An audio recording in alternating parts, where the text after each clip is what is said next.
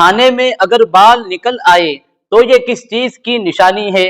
کیونکہ جب ہم کھانے کے لیے بیٹھتے ہیں تو بہت سی مرتبہ ایسا ہوتا ہے کہ کبھی سالن میں تو کبھی سبزی میں تو کبھی چاول وغیرہ میں بال نظر آ جاتا ہے، تو یہ کس چیز کی طرف اشارہ ہوتا ہے؟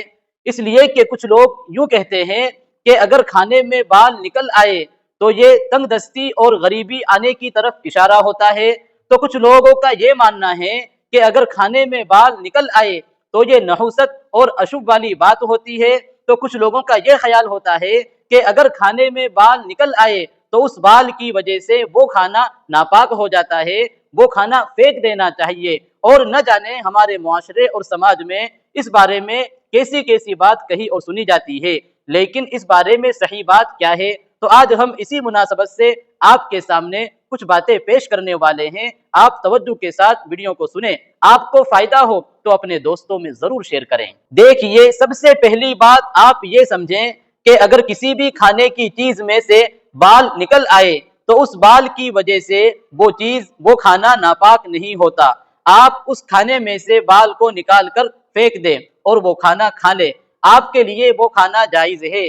لیکن اگر آپ کو گھن محسوس ہو، آپ کی طبیعت اس کھانے کو پسند نہ کرے تو آپ نہ کھائیں، اسے رکھ دے، گھر میں کوئی اور شخص اس کھانے کو کھا لے گا، یا پھر کسی محتاج ضرورت مند بھوکے تک وہ کھانا پہنچا دے تو وہ اسے کھا لے گا۔ اس لیے کہ اگر آپ ایک بال کی وجہ سے اس کھانے کو پھینک دیں گے تو آپ اللہ تبارک و تعالیٰ کی نعمت کو ضائع اور برباد کرنے والے ہوں گے۔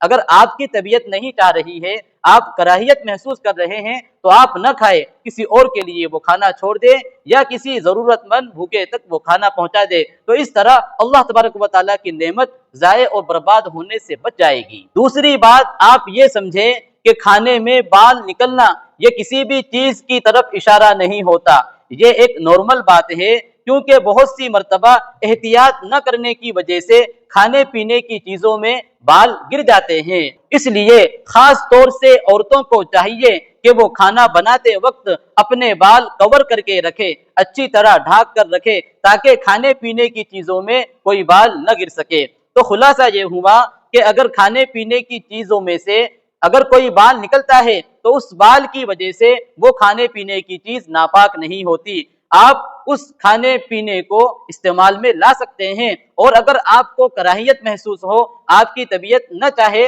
تو آپ وہ کھانے پینے کی چیز نہ کھائیں، کسی اور ضرورت مند تک پہنچا دیں۔ امید کرتے ہیں کہ آپ کو یہ مسئلہ سمجھ میں آیا ہوگا۔ اللہ تبارک و تعالی ہم سب کو عمل کی توفیق عطا فرمائے۔ السلام علیکم ورحمۃ اللہ وبرکاتہ۔